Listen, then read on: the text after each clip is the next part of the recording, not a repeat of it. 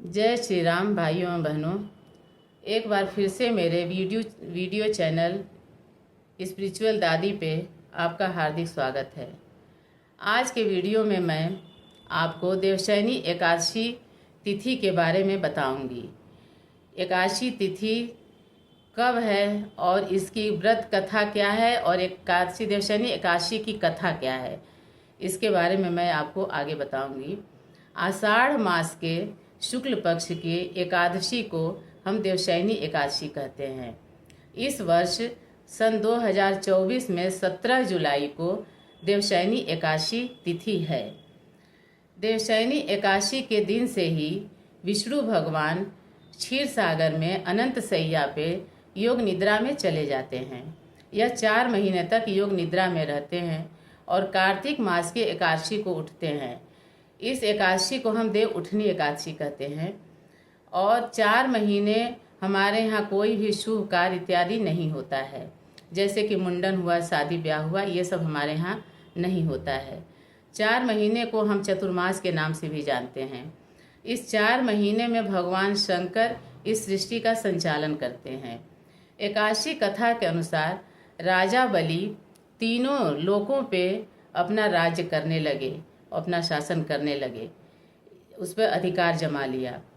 तो यह देख करके इंद्र भगवान और सभी देवता बहुत ही चिंतित हुए और वह भगवान विष्णु के पास गए।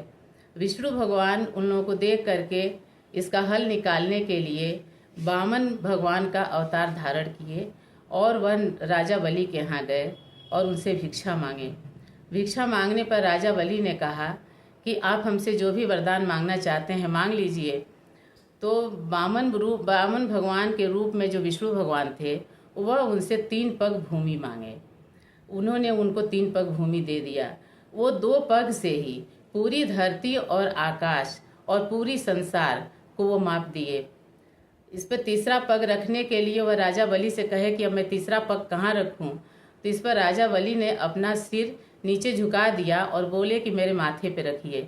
यह देख करके भगवान विष्णु भगवान जो वामन अवतार में थे वो बहुत प्रसन्न हुए और राजा बलि से कहे कि तुम वरदान मांगो।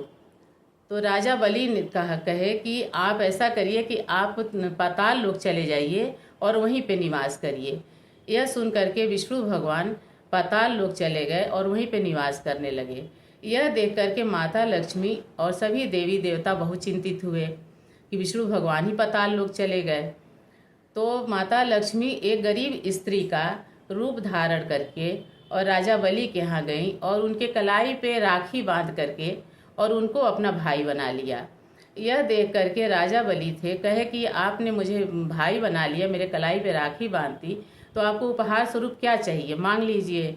तो वह उपहार स्वरूप विष्णु भगवान को पाताल लोक से वापस मांगी, वह दे दिए। जब विष्णु भगवान पाताल लोक से वापस जा रहे थे तो वह राजा बलि को बोले कि आज से आषाढ़ मास के जो शुक्ल पक्ष की एकादशी आती है, देवशयनी एकादशी जिसको कहते हैं, उस दिन से मैं 4 महीने के लिए पाताल लोक में निवास करूंगा और फिर कार्तिक मास के एकादशी को मैं बाहर आऊँगा। तभी से ये देवशयनी एकादशी को कहते हैं कि भगवान जी सो गए, माने सोने चले गए, निद्रा में चले गए। ये थी एकादशी कथा। अब मैं आगे के वीडियो में आपको एकादशी व्रत कथा के बारे में बताऊंगी। जैसा कि आप सभी लोग जानते हैं कि महाराज युधिष्ठिर हर एकादशी के दिन कृष्ण भगवान से एकादशी व्रत कथा के बारे में पूछते हैं। तो इस देवशयनी एकादशी पर भी युधिष्ठिर महाराज कृष्ण भगवान से पूछते हैं कि हे भगवान, इस देवशयनी एकादशी की व्रत कथा आप विस्तार पूर्वक कहिए। तो कृष्ण भगवान उनको सुनाते हैं कथा। सतयुग में मंधाता नाम के एक राजा राज्य करते थे। वह बहुत ही निष्ठा से राज्य करते थे, बहुत धार्मिक थे, धर्म पूर्वक अपना राज्य निभाते थे, करते थे। एक बार 3 साल तक लगातार उनके राज्य में वर्षा नहीं हुई। इसके कारण सूखा पड़ गया और अकाल पड़ गया।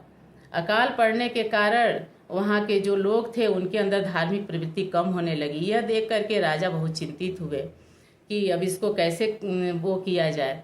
तो वो अपने पूरे प्रजा को ले करके साथ में और ब्रह्मा के पुत्र थे अंगिरा ऋषि, उनके आश्रम गए और उनसे पूछे कि महाराज ऐसे ऐसे हुआ है, मैं तो बहुत ही निष्ठा से अपना धर्म का पालन करता हूँ और राज्य करता हूँ, फिर भी मेरे राज्य में अकाल पड़ गया, 3 साल से पानी नहीं बरसा। तो अंगिरा ऋषि बताए कि ये सतयुग चल रहा है और सतयुग में थोड़े सा भी पाप का फल बहुत ज़्यादा मिलता है। तो इसको ख़त्म करने के लिए ये अकाल, आप आषाढ़ मास की एकादशी आती है शुक्ल पक्ष की, उसका आप नियम से व्रत करिए। उन्होंने मानधाता जी ने ऋषि अंगिरा को प्रणाम किया और अपने राज्य वापस आ गए और वहाँ आकर के उन्होंने पूरे नियम से निष्ठा से एकादशी का व्रत किया। दूसरे दिन उन्होंने ब्राह्मणों को भोजन कराया, उनको दान दक्षिणा दिया। उसके पश्चात जो भगवान को वह भोग लगाए थे उसी से उन्होंने खुद पारण किया। इससे उनके राज्य में खूब मूसलाधार बारिश हुई और फिर खुशहाली छा गई।